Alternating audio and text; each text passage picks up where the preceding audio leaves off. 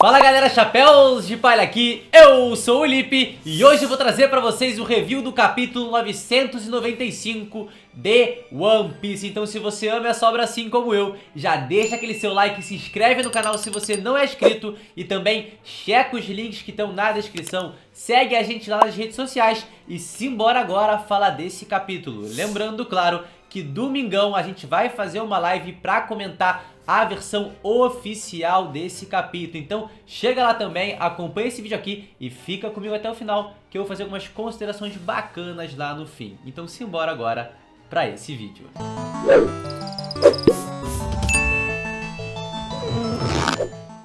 Iniciamos o capítulo com o Marco tancando o Big Mom na porrada, sereno e tranquilo. Nota pro tamanho da explosão gerada após o choque dos golpes.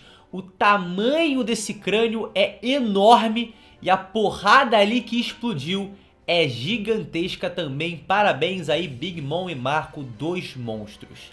O objetivo da Fênix é impedir que a Big Mom se junte à batalha porque ele sabe melhor do que qualquer um ali o quão perigosa ela pode ser. E por que será que ele diz isso? A gente vai comentar um pouquinho mais à frente. A gente também nota na primeira página que Zeus já tá lascado. Aí na sequência a gente vai descobrir que as chamas do Marco estão ferrando o Prometheus. E até agora o que a gente sabia das chamas do Marco é que elas tinham propriedades curativas, mas parece que elas não funcionam apenas dessa forma. Então vamos comentar um pouquinho mais à frente sobre isso também. Então Prometheus cai derrotado e Big Mom agarra a pescoçola de galinha do Marco. Perospero se junta ao confronto e manda um papo. Você é alguém que eu queria ter matado em diferentes ocasiões no passado. Ou seja, o Marco sabe o quão perigosa Big Mom pode ser, porque as tripulações já se enfrentaram no passado provavelmente algumas vezes. Os piratas do Barba Branca versus os piratas da Big Mom. E aí, a gente tem que respeitar muito esses caras aí, né? Porque veterano é veterano. E quando o Marco tá na pior, a Carrot e a Wanda surgem no modo Sulong e atacam Perosperos rasgando a cara dele. E aí começa um confronto entre as pessoas mais próximas do Pedro e o principal responsável pela sua morte. Mais do que nível de poder, questão de força e etc, o que me motiva a ver um confronto em One Piece é saber essas relações entre as pessoas. E isso hypa pra caramba. Eu acho que o Perosperos vai tomar um pau, né? Porque, cara, a Carrot tá no modo Sulong, a gente já viu que ela foi capaz de fazer em Whole Cake. E a Wanda também é brabíssima e está no modo Sulong. Eu acho que o Perosperos é muito forte, mas não parece que esses dois adversários vão deixar barato pra esse cara. A Big Mom vai embora, né, e detalha ali pra Zeus e Prometheus mortinhos no pé dela, como se ela estivesse metendo o pé da situação com dois pneus furados. E aí ela vira e fala: Marco, se você quer me matar, pode fazer isso em outro momento. Não tenho nenhuma alma pra usar contra você agora. E como assim não teria nenhuma alma pra usar contra o Marco agora? A gente sabe que Zeus e Prometheus estão derrotados, mas Napoleão, seu chapéu, continua ali na sua cabeça e ele também é brabão. Por que não usar essa alma contra ele? E eu comecei a interpretar isso de outra forma. As chamas do Marco sempre foram curativas, elas nunca tiveram um poder definitivamente ofensivo. Mas ali contra o Prometheus parece que tá rolando uma reação diferente, em que ele é agredido pelas chamas do Marco. Algo sem precedentes. Então eu acredito que a Akuma no Mi do Marco, a Akuma no Mi do Marco, a Akuma no Mi... Nariz entupido é brabo. A Akuma no Mi... A fruta do diabo do Marco, ela tem uma vantagem natural sobre a da Big Mom. Então alguma propriedade ali da chama dele consegue causar dano nas almas. E por isso a Big Mom vira e fala: eu não tenho nenhuma alma agora pra usar contra você. Porque todas ali vão ser inefetivas. É claro, tá? Não tô falando que o Marco venceu a Big Mom ou que venceria a Big Mom. Porque se ela vira e começa, mano, na base da porrada ali, começa a dar socão com o Haki, começa a pegar o pescoço dele e esmagar ali com força, a situação ficaria um pouco complicada pro nosso querido Marco a Fênix. Mas o Marco merece muito respeito. Ele é extremamente forte e vocês viram o semblante dele enfrentando um Yonkou? Ele tava de boa, preparado ali pro que viesse. O cara é muito brabo mesmo, tem que, ó, receber uma salva de palmas. Salva de palmas, salva de palmas. Então, beleza. A Wanda e a Carrot ficaram ali pra enfrentar o Perospéros, né, que tava puxando um arco e flecha boladão na direção do Marco. A Big Mom fugiu da situação e agora a Fênix ficou ali, né, meio que sem saber o que fazer. O último momento que a gente vê ele é ouvindo o grito ali, né, o fuzuê sendo tocado, sendo gerado pelos demônios de gelo. E o que que ele fará agora? Mais uma vez, mais à frente, no momento mais oportuno, a gente vai falar sobre isso. Mas obviamente ainda nesse vídeo, yes! Enquanto isso, o Zoro tá perseguindo o Apu pra pegar o antídoto, mas o músico não quer deixar ninguém conseguir essa medicação, nem mesmo os piratas das feras. Então ele vai explodindo a galera no caminho. E até que Taylor, X-Drake e Roronoa Zoro se juntam ali pra pegar o Apu, que se sente ali, né, numa situação periculosa. Ele fala que talvez seja meio covardia, assim, enfrentar um 2 contra 1. E o Zoro dá a entender que, cara, não vou perder meu tempo contigo agora. Eu tenho outro objetivo. O objetivo dele tá lá no alto. Roronoa Zoro vai pegar o Kaido na porrada 100% confirmado. Mas sério agora, que quadro irado, né? O Apu defendendo ali com as tonfas o ataque do Zoro e também o ataque do Drake. O Drake tá todo plástico na lateral. O Zoro tá dando uma espadada fenomenal também. Então, cara, baita quadro maneiro. Que capítulo ativo. Quanta ação em poucas páginas. E mais e mais e mais ainda vão acontecer. Que capítulo fantástico. Que capítulo movimentado. Que hype. Que coisa maravilhosa é One Piece. E quem é que tá assistindo essa situação toda? Queen a Praga. E tem dois pontos muito interessantes que ele fala. Primeiro, é que é uma boa ideia derrotar o segundo e o terceiro lutadores mais fortes dos Chapéus de Palha. E ele tá com os cartazes de Roronoa Zoro e Vinsmoke Sanji na mão.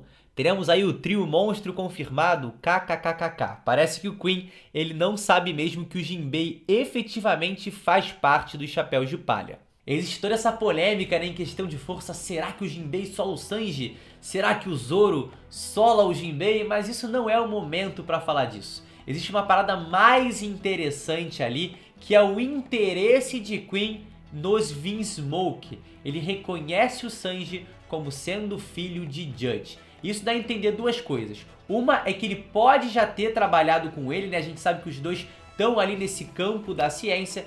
E outra também é que ele pode só reconhecer o nome Judge por ser um grande cientista. Então é interessante a gente ter essa relação, porque como eu disse anteriormente nesse review, eu gosto de lutas não só pelo nível de força das pessoas, mas sim pela relação que elas têm e algo que conecte entre elas. Então talvez, né, essa ligação de Vinsmoke Judge com Queen a Praga seja um dos grandes motivos para rolar essa luta entre Sanji e Queen. E é claro, né, passa um capítulo e a gente vê o Sanji voando, aí tem o King voando. King contra Sanji é o que a gente quer. Mas aí de repente começa isso, a gente fala, cara, um Queen contra Sanji seria bem maneiro. Aí de repente o Zoro tá no chão, o Zoro pula. Zoro pula, Zoro tá no ar. Zoro contra King confirmado. A gente sabe que funciona assim na nossa cabeça. É uma parada muito louca, mas enfim. Pode ser realmente um indício, né, uma evidência de que essa porradaria vai rolar. E particularmente eu acharia muito irado. Mas ainda prefiro que seja contra o King. Apesar de, né? Perto da região, Brook foi acertado pelas balas do Queen, mas não tem efeito nele, porque ele é apenas feito de ossos. Yuhuhuhu! Mas aí, lascou pro Chopperzinho, que foi pego pelos vírus, né? Quando ele vai ali falar do que se trata, parece ter um entendimento da doença. Ele olha pra patinha dele, tá crescendo ali o gelo, tá sendo infectado, e ele entra em pânico.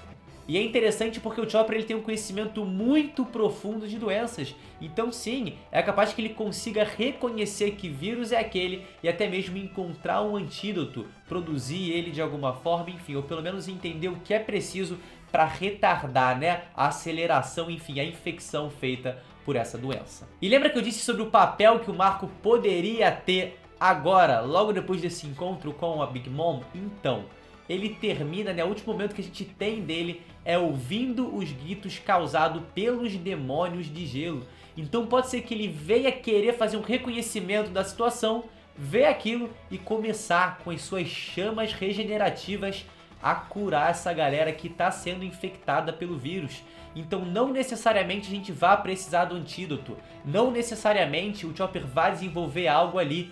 Pode ser que as chamas, né, queimem o gelo, derretam o gelo, enfim, até de uma maneira metafórica, né, acabem com essa doença. Então seria o próximo papel do Marco, né, a próxima função dele ali dentro dessa guerra de Wano. E depois é partir pra porradaria, porque o cara é muito forte, tem que se envolver nesses confrontos. E gente, na minha opinião, o Chopper ele não vai morrer. Isso não é um indício para que a morte dele tá chegando, nada dessa forma. O próprio Luffy já deu a entender que um dos requisitos para ele se tornar o rei dos piratas é chegar até a última ilha com a sua tripulação.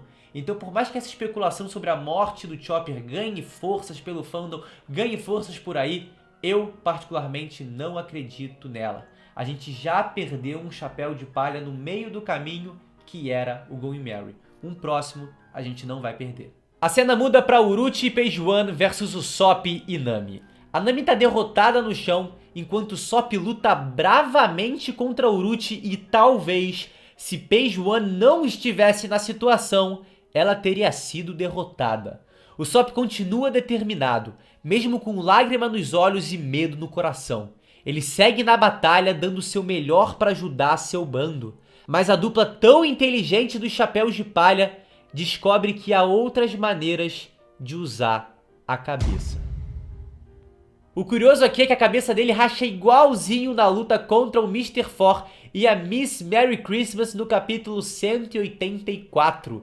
A única diferença é que antigamente ele parecia ter um osso mais estruturado ali no nariz, né? Agora já deve ter sido tão arrebentado que só sobraram alguns fragmentos. E pra quem já tomou uma porrada, né, num lugar onde tinha sofrido uma grave lesão, sabe o quão doloroso isso é. Felizmente, né, o Usopp está no universo de One Piece e vai sair bem dessa. Pelo menos é o que todo mundo espera. Uruchi tá boladona porque o Luffy anunciou, né, ele bradou que vai derrotar o Kaido e se tornar o rei dos piratas. Então ela quer obrigar a Nami, ameaçando a sua vida, a dizer o contrário disso. E o Usopp, mesmo totalmente destruído, mantém o raciocínio crítico ali, um raciocínio lógico, e diz que tá tudo bem mentir. E apesar da Nami ser uma excelente mentirosa, uma excelente manipuladora, existem mentiras que o seu coração não a deixa contar. O Luffy definitivamente se tornará o rei dos piratas. E cara, que momento maravilhoso, fico até arrepiado só de lembrar da carinha da Nami, da lágrima, da dor que ela tá sentindo nesse momento, em tudo que ela tá carregando ali, e seu coração não a deixa mentir. A Nami já se desenvolveu muito, ela sabe hoje em dia o que tem valor de verdade. A sua vida tem valor, o sonho do seu capitão tem valor. E se a gente parar pra pensar, é o sonho do Luffy de ser o rei dos piratas que deu uma segunda chance pra vida da Nami. E por isso naquele momento ela não mente. O Luffy é o homem que se tornará definitivamente o rei dos piratas. Pô, tô empolgado aqui, emocionado, velho. Que momento, sério, que momento, cara. A gente às vezes pensa que um chapéu de palha tá sem tanto destaque e tal, mas basta um momento desse pra gente botar aqui na nossa cabeça, cara, o quão épica é essa tripulação, o quão incrível é One Piece num capítulo cheio de ação. A gente chega na última página e tem isso, uma fala em meio à ameaça de morte que representa muito, mas muito valor. Caralho, yes! Porra, One Piece! Tô fanhão. É estupido, mano. Bagulho brabo, mano. Bagulho é brabo. Enfim, a Uruchi tá prestes a matar a Nami, mas a Otama e o Komainu aparecem do nada. A melhor arma contra um exército de feras chega no combate. Será que veremos a Otama controlar um verdadeiro Zoan? Será que agora é a hora que o Usopp, mesmo totalmente destruído, vai usar os kibidangos da Tama pra salvar o dia? Tá aí, né, um cenário que a gente sempre quis muito ver desde que a gente descobriu qual é a habilidade da Otama. Produzir kibidangos, passar pro sopão, que tal? Teila na boca dos Zoan. E a grande pergunta é como a Otama chegou lá, né? A gente já tinha especulado aqui mesmo no canal que ela estaria escondida ali num navio. Teve um momento que a gente viu um personagem espiando ali o Jinbei e a Robin. A gente pensou aqui, cogitou que poderia ser ela. Mas, cara, ela chegou com um Komainu, uma criatura, uma besta gigantesca que não poderia estar oculta, que não poderia estar escondida em um barco. Então talvez, sei lá, a besta tenha vindo nadando, levou ela na cabeça, eles chegaram, enfim. São possibilidades e possibilidades. Mas de alguma forma, o importante é que ela tá lá agora. A arma mais poderosa contra um exército de Zoan. Bom, e considerações finais aqui é que no início do capítulo tem um momento que tá faltando o óculos do Marco, tá? O Oda esqueceu de desenhar o óculos dele, mas provavelmente vai ser corrigido quando for publicado em volume. Essas correções costumam acontecer sem problema nenhum. Quando for publicado ali, ó, no tomão, vai estar bonitinho o capítulo com isso provavelmente corrigido. Outro ponto também é o Chopper, né? O Chopper, ele tá sendo infectado ali pelo demônio do gelo. Imagina se ele começa a perder o controle, entra no modo brabo, monstruoso, Monster Point, demônio de gelo absurdo brabo. E aí começa a causar uma zona ali bizarra na situação. Pode ser que isso aconteça. Agora para aí e imagina, concebe na sua mente o Chopper Monster Point, demônio de gelo, assassino, rena mutante, drogada pelo Queen, muito louca. E o King, né, que não apareceu nesse capítulo, já são 11h30, né, então eu acho que eu já posso falar esse palavreado aqui. Vocês me desculpem, mas ele pipocou, é um bananão. Fora o meme, cadê esse diabo, cadê esse demônio? A gente viu, né, o Jinbei, o Luffy ali e o Sanji correndo, avançando, enfiando a porrada numa galera. Viu até um panda com cara de bunda, um cara com bunda de panda, cara, uma coisa bem perturbadora, inclusive, deixa até um pouco tonto, até meio... Mas enfim, quero saber onde é que tá o King, quando é que ele vai entrar ali? Será que depois do Marco salvar a galera, a função dele vai ser cair na porrada contra o King? Pode ser, e obviamente, mais uma vez, eu adoraria ver. E esse foi o vídeo, galera. Eu espero de verdade que você aí tenha gostado, tá? Não esquece de deixar aquele seu like que ajuda pra caramba. Se inscrever no canal se você não é inscrito e também checar os links que estão na descrição. Segue a gente lá nas nossas redes sociais. Muito obrigado mais uma vez por me acompanhar até aqui. E a gente se vê, sem sombra de dúvidas, num próximo vídeo. Valeu!